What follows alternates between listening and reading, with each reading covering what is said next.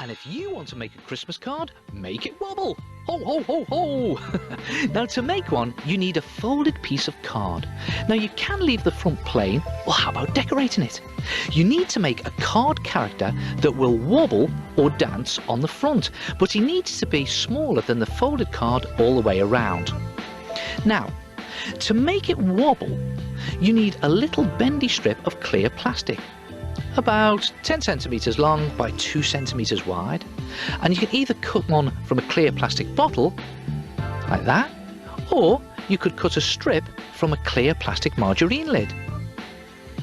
Now, the idea is to use some tape to stick one end of your strip to the back of your wobbler so that some of it sticks out above the wobbler. Now, you also need to carefully cut a little slit in the front of your card, see that? And slot the other end of the plastic strip down through it. So here we go. And the idea is to use more tape to stick this end down on the inside of the card, like that. And when you've done that, you need to bend the plastic a bit to get your wobbler in the right position.